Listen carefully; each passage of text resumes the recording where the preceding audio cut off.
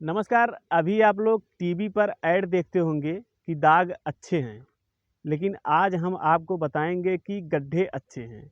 अब आप लोग कहेंगे कि ये गड्ढे अच्छे कैसे हो सकते हैं? तो हम आप लोग को बताते हैं कि जो सरकार की लापरवाही के द्वारा जो गड्ढे किए जाते हैं, वो हम और हमारे समाज या हमारे जनता के लिए कितने अच्छे होते हैं, यही आपको बताने वाले हैं। क्योंकि आजकल जो सड़कों पे गड्ढा मुक्त का प्रचार करने वाली जो सरकार है, गड्ढा मुक्त का नारा देती है और गड्ढा मुक्त होता तो नहीं है, उससे ज़्यादा गड्ढे ही गड्ढे दिखाई देते हैं। आज हम आपको दिखाने वाले हैं कि गड्ढा से आम आदमी का क्या फ़ायदा होता है। गड्ढा से भी फ़ायदा होता है, बहुत फ़ायदा होता है, बहुत लोगों का फ़ायदा होता है। सड़कें खराब होती हैं, इससे भी बहुत लोगों का फ़ायदा होता है। यही आपको बताने वाले हैं। आज इसी वीडियो में आपको इसी डिटेल में बताएंगे कि गड्ढा से आम आदमी का, आम जनता का क्या फ़ायदा होता है। तो सबसे पहले ये देखिए कि ये जो सड़क आपको दिख रही है, पूरा माथे से माथे तक, आप इधर भी कैमरामैन हमारे दिखा सकते हैं, पूरा माथे से माथे तक जो सड़क दिख रही है आपको, ये ये इतना सुंदर गड्ढा है कि इस गड्ढे से लोगों की कमाई, यानी 10 रुपए की कमाई जो होती है, वो बढ़ जाती है। और ये इस गड्ढे से कमाई कैसे बढ़ती है, अभी आपको हम बताएंगे। और मान लीजिए टूटे हुए, जो उत्तर प्रदेश में टूटा हुआ रोड है, उस रोड पर कोई साइकिल वाला, मोटरसाइकिल वाला या गाड़ी वाला निकलता है, तो कहीं न कहीं उसकी गाड़ी खराब होती है, उसकी साइकिल टूटती है और उसे भी चोट लगती है। तो आप इस गड्ढे का फ़ायदा इस तरह से देख सकते हैं कि अगर गाड़ी खराब होती है तो गैरेज में जाती है, अगर साइकिल खराब होती है तो वो दुकान पर जाती है बनने के लिए, अगर आदमी का हाथ पैर टूटता है तो वो हॉस्पिटल में जाता है, किसी मेडिकल पे जाता है। तो आप लोग तो अब समझ ही गए होंगे कि इससे गाड़ी बनाने वाले जो गैरेज का मिस्त्री है, उसका भी रोज़गार हुआ, जो साइकिल बना रहा है उसका भी रोज़गार हुआ, और जो हॉस्पिटल या मेडिकल स्टोर चला रहा है उसका भी रोज़गार हो गया। तो हालांकि मीडिया वाले ज़्यादातर सरकार की बुराई दिखाते हैं, लेकिन ये सरकार की अच्छाई है। अगर रोड टूटे हुए हैं तो उससे 10 लोगों का रोज़गार मिल रहा है, तो किसी को क्या दिक्कत हो सकती है। जिस तरह से यही रोड आप देख रहे हैं, इस रोड पर जो भी आता होगा उसका तो न, अगर गाड़ी खराब नहीं होती होगी तो टायर पंचर होता होगा, कुछ न कुछ तो नुकसान होता ही होगा। इससे जो दुकान पे बाज़ार में बैठे मिस्त्री हैं, जो काम करने वाले लोग हैं, मिस्त्री हैं, चाहे डॉक्टर नर्स जो भी हैं, कम से कम उसी बहाने उनका रोज़गार मिल रहा है। लेकिन कहीं जब शुरू-शुरू में रोड बनते हैं तो सरकार की तरफ से ठेका पास होता है। उसके बाद पीडब्ल्यूडी के अधिकारियों के द्वारा वो कागज़ पत्र तैयार करके ठेका किसी ठेकेदार को दिया जाता है।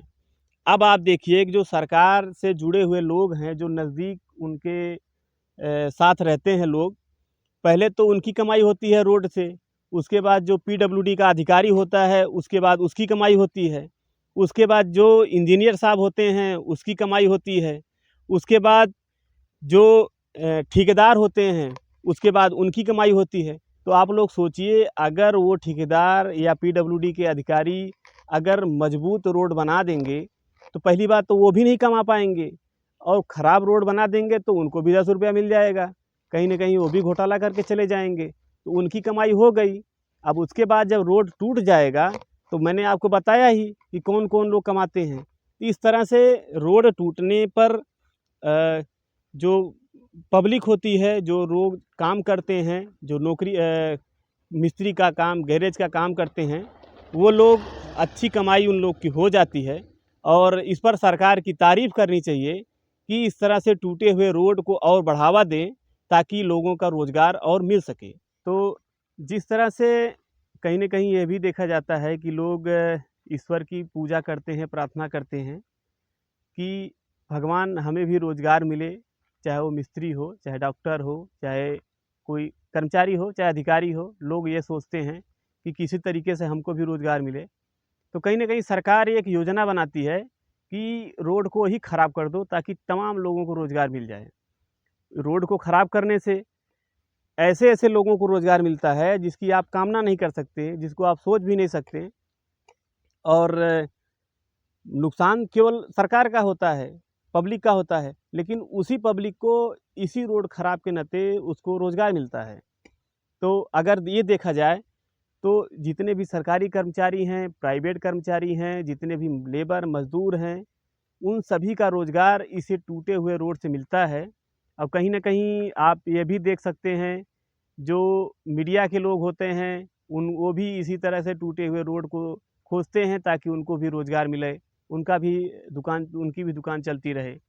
तो ये जो टूटा हुआ रोड है, कहीं न कहीं कुछ लोगों के लिए तो नुकसान है, जो रोड पर चलते हैं, उनको तो तकलीफ़ होती है, दिक्कत होती है।